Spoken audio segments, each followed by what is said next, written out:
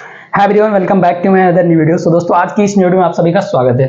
दोस्तों, अगर मैं कहूं कि एक ऐसा गवर्नमेंट जॉब अपॉर्चुनिटी भी है जिसमें क्या है, कंपटीशन लेवल बहुत ज़्यादा कम रहता है। ठीक है, कम क्या रहता है, ना के बराबर रहता है। अगर आप थोड़ी सी अच्छी डेडिकेशन के साथ स्टडी करते हो, ठीक है, थोड़ी सी मेहनत अगर आप करते हो तो आपका ये गवर्नमेंट जॉब अपॉर्चुनिटी जो है आपके हाथ में होगी। ठीक है, जैसे मैं आपको मैं कुछ बेनिफिट्स बताता हूँ। ठीक है, पॉइंट्स ऑफ बेनिफिट्स बताता हूँ। जैसे कि बहुत ज़्यादा वेरी लो कॉम्पिटिशन है। ठीक, वेरी लो कंपटीशन कहने का मतलब क्या है कि वेरी लो कंपटीशन मतलब कंपटीशन लेवल बहुत ज्यादा डाउन है। इसका मतलब क्या है कि काफी ज्यादा उम्मीदवार जितने भी मतलब स्टूडेंट्स होंगे सारे कोई इस फॉर्म को फिलअप नहीं कर रहे हैं। क्यों? क्योंकि इसका जो वैकेंसी जो आती है ना, वो बहुत ज्यादा लिमिटेड मात्रा में आती है। ठीक है, ताकि ज्यादा से ज्यादा क्राउड्स ना हो। ठीक है, उसके बाद मैं सेकंड पॉइंट बताता हूँ कि single exam based requirement. Single exam based requirement मेरा कहने का मतलब ये है कि ओनली सिंगल बेसिस एग्जाम पे आपका जो है सिलेक्शन हो जाता है। ये जो क्या है ना, ये एवरी ईयर वैकेंसीज है। ठीक है, ये एवरी ईयर वैकेंसी, ऐसा नहीं है कि 1 साल निकला, 2 साल निकला, उसके बाद 4 साल गायब है, ऐसा नहीं होता है। ठीक है, उसके बाद देखिए हाईएस्ट सैलरी जब आपका इस जॉब में जब सिलेक्शन होने के बाद जो आपका सैलरी होगी ना, वो काफी ज्यादा जबरदस्त होगा। ठीक है, उसके बाद मैं बात करूं fast selection procedure. Fast selection procedure कहने का क्या मतलब है कि मेरा फटाफट आपका इस जॉब का जो स्टेप बाय स्टेप जब तक आपका फाइनल सिलेक्शन नहीं मिल जाता, फाइनल ज्वाइनिंग नहीं हो जाता, तब तक का जो फास्ट सिलेक्शन प्रोसीड्यूर होगा ना, वो चलता रहेगा। ठीक है, चलता रहेगा, यानी कि ऐसा नहीं है कि मान लीजिए आपका एग्जाम हुआ, एग्जाम होने के बाद फिजिकल हुआ, उसके बाद 5 साल के लिए रुक गया है। ठीक है, ऐसा कुछ नहीं होता, 5 साल के नहीं रुकेगा। फास्ट सिलेक्शन प्रोसीड्यूर इसलिए कहा गया है क्योंकि फटाफट आपका जितना भी प्रोसेस होगा, जितना स्टेप होगा, ताकि आपको जल्दी से जल्दी ज्वाइनिंग मिल सके। ठीक है, बात करता हूं मैं नेक्स्ट पॉइंट की, गुड प्रमोशन अपॉर्चुनिटी। ठीक है, मान लीजिए आप यहाँ पे सिलेक्शन हो जाता है आपका। ठीक है, सिलेक्शन होने के बाद आपका जो गुड अपॉर्चुनिटी मतलब प्रमोशन होगा, वो 2 या 3 साल के बाद आपका हाईएस्ट प्रमोशन हो जाएगा। ठीक है, गुड जॉब प्रोफाइल, यानी कि इस जॉब क्या होगा, जॉब प्रोफाइल मतलब कहने का क्या है, जब आप काम करोगे आपका काम कैसा होगा, क्या काम होगा, आप किसके अंडर रहोगे या फिर आप किसी को अंडर में रखोगे। ठीक है, आप किसको हेड करोगे। ठीक है, तो ये सारा काम होता है, इसको कहते हैं जॉब प्रोफाइल। ठीक है, लिमिटेड वैकेंसी, मैं आप लोग को फर्स्ट वीडियो में ये बता दिया। ठीक है, कि इसका जो वैकेंसीज होता है ना, ये बहुत लिमिटेड मात्रा में होता है कि काफी ज्यादा क्राउड्स ना हो। ठीक है, वेरी लो कंपटीशन, मैंने ये भी बात बताया था। ठीक है, वेरी लो कंपटीशन कहने का मतलब क्या है कि काफी ज्यादा स्टूडेंट इस फॉर्म को फिलअप नहीं करते हैं। क्यों नहीं करते हैं, मैं आपको वीडियो के एंड में बताऊंगा। ठीक है, सिंगल बेस्ड एग्जाम रिक्वायरमेंट की बात करें, एज लिमिट भी बताऊंगा, एजुकेशन क्वालिफिकेशंस क्या लगेंगे वो भी बताऊंगा, एग्जाम पैटर्न बताऊंगा, एग्जाम सिलेबस बताऊंगा, प्रीवियस, देखिए यहां तक कि मैं प्रीवियस ईयर कट ऑफ को भी डिस्कशन करूंगा। ठीक है, पूरी की पूरी चार्ट में आप लोग को बता दूंगा। ठीक है, प्रीवियस ईयर कट ऑफ बता दूंगा, इन हैंड सैलरी, आपको जो फर्स्ट सैलरी मिलेगी वो कितनी मिलेगी वो भी मैं आप लोगों को बता दूंगा। ठीक है, exam centre, job location, job profile, promotion opportunity, सारी की सारी डिटेल में आप लोग को इस वीडियो में दूंगा। ठीक है, बात करता हूं, देखिए अभी तक जो मैंने इतना कुछ जो प्रीवियस बातें भी बताया, ठीक है, वो आप लोगों को तो पता नहीं है।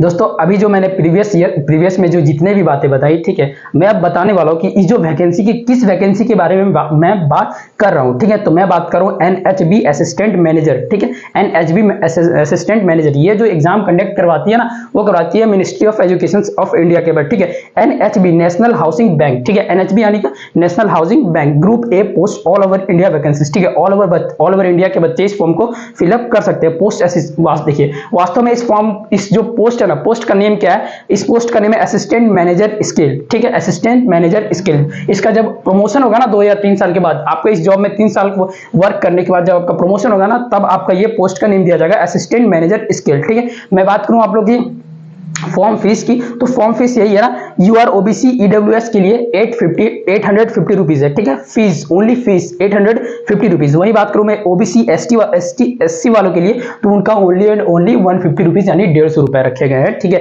फॉर्म फीस के लिए। ठीक है, मैं बात करूं एज लिमिट की, एज लिमिट का क्राइटेरिया क्या है कि 21 ईयर से 30 ईयर्स तक, ठीक है, आपका एज लिमिट है। ठीक है, वहीं अगर आप बिलोंग करते हो ओबीसी से या तो एसटी एससी से, अगर आप ओबीसी से बिलोंग करते हो तो वहां पे आपको 3 इयर्स का रिलैक्सेशन टाइम मिलता है। ठीक है, अगर वहीं आप एसटी एससी से बिलोंग करते हो तो आपको 5 इयर्स का रिलैक्सेशन टाइम मिलता है।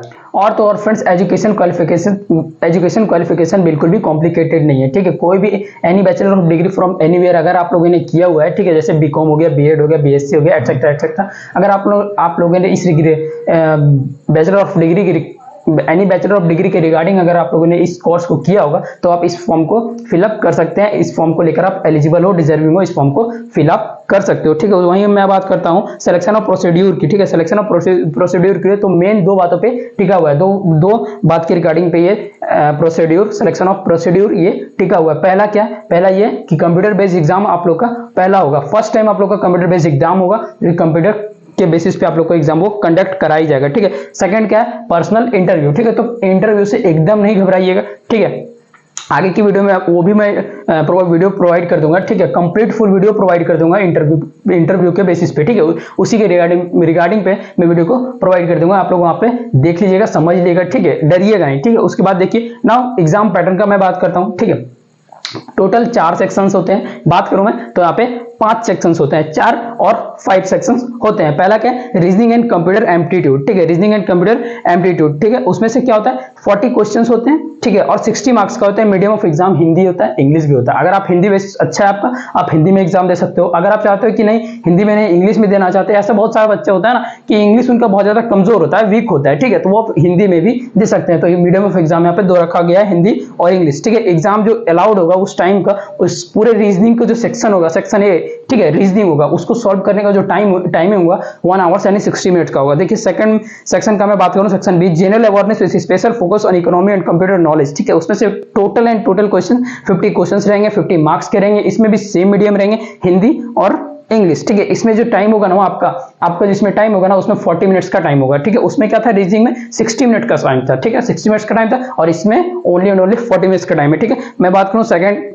सेक्शन सी की बात करता हूं, इंग्लिश लैंग्वेज। उसमें टोटल क्वेश्चन कितने रहेंगे, 50 क्वेश्चंस रहेंगे। 30 मार्क्स का क्वेश्चन रहेगा, 30 मार्क्स का क्वेश्चन रहेगा और 25 क्वेश्चन ही रहेगा और मार्क्स उसमें 30 रहेंगे। मीडियम ऑफ एग्जाम जो होगा ओनली जब इंग्लिश लैंग्वेज पे हो रहा है तो बेसिस ऑफ एग्जाम तो इंग्लिश ही होगा, ठीक है। तो इसमें इंग्लिश रखा गया है। अलाउड टाइम कितना होगा, 35 मिनट्स होगा, ठीक है। मैं बात करूं टोटल नंबर ऑफ क्वेश्चंस आप लोग का अगर पूरे सेक्शन का मिला के मैं बात करूं तो 155 होता है। और वहीं पे बात करूं मैं टोटल नंबर ऑफ मार्क्स की तो 200 होता है, ठीक है। और अगर पूरे कैलकुलेट कर दूं मैं टाइमिंग की तो पूरा का टाइमिंग होता है आपका 3 आवर्स, ठीक है। 3 आवर्स टाइम आप लोगों को टोटल मिलता है इस एग्जाम को देने के लिए, इस पेपर को देने के लिए, ठीक है। मैं आप सेक्शन डी, ठीक है, जो लास्ट सेक्शन मैं आप लोगों को बताया वो सेक्शन है डिस्क्रिप्टिव सेक्शन है, ठीक है। डिस्क्रिप्टिव सेक्शन क्या कहने का मतलब क्या है कि एसे राइटिंग और क्या है, लेटर राइटिंग, ठीक है। एसे राइटिंग और लेटर राइटिंग। एसे राइटिंग में आपको ये बहुत ज्यादा मैंडेटरी है कि उसमें 5 नंबर्स आपको 5 मार्क्स आपको लाने ही लाने हैं, ठीक है। और लेटर राइटिंग जो उसमें 8 मार्क्स आप लोग को लाना ही पड़ेगा, ठीक है। चलिए बात करते हैं सैलरी स्ट्रक्चर की, ठीक है। तो salary structure, in hand salary structure क्या होगा, अप्रॉक्स 60,000, ठीक है। ये अपने आप में काफी ज्यादा बड़ा अमाउंट है, ठीक है। 60,000 बहुत ज्यादा जबरदस्त है, बहुत ज्यादा जबरदस्त सैलरी। बस थोड़ी सी डेडिकेशन, थोड़ी अच्छी मेहनत करनी पड़ेगी। अगर आप अभी से शुरुआत कर देते हो, थोड़ी अच्छी डेडिकेशन के साथ स्टार्ट कर देते हो तो आपका जो एग्जाम का जो मतलब ये होगा ना, स्टडी जो होगा ना, आप जब पेपर देने जाओ काफी ज्यादा बेहतरीन होगा, ठीक है। जबरदस्त आप लिख करके आओगे, ठीक है।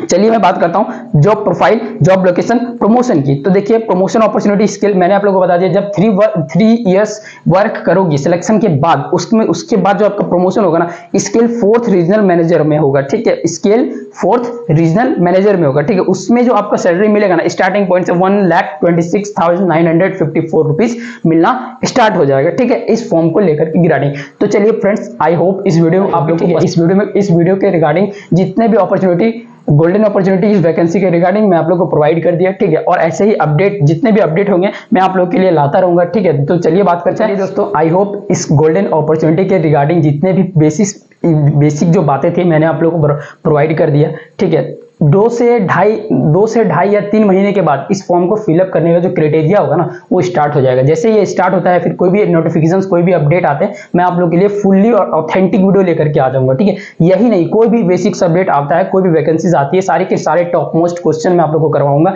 ऐसा नहीं कि बहुत ज्यादा हाई फाई पढ़ लेंगे, जो नहीं पढ़ना है वो भी पढ़ लेंगे, नहीं, मैं आप लोग को वही क्वेश्चन करवाऊंगा जो कि एग्जाम के थ्रू, एग्जाम के बेसिस पे आने के चांसेस रहेंगे। 99.9% वो एग्जाम के जिस क्वेश्चन को मैं करवाऊंगा ना वो 100%, 99.9% आएगा अगर 100% में बात करें तो, ठीक है। तो ज्यादा से ज्यादा नहीं, जो आप लोगों को पढ़ना है वही उसी की वीडियो में आप लोग के आगे की वीडियो में मैं प्रोवाइड करता रहूंगा, ठीक है। और जितने सारे क्वेश्चंस मैं करवाऊंगा ना, अगर उससे क्वेश्चंस आप लोग के वहां पे भिड़ते हैं, ठीक है, अगर वो क्वेश्चंस आप लोग को वहां पे हिट करता है, उस जो क्वेश्चन मैं पीडीएफ के थ्रू आप लोग को करवाऊंगा, जो वीडियो में आप लोग को दूंगा, अगर उस क्वेश्चन से आपके पेपर में क्वेश्चन हिट करता है तो जरूर मुझे कमेंट में बताएं, ठीक है।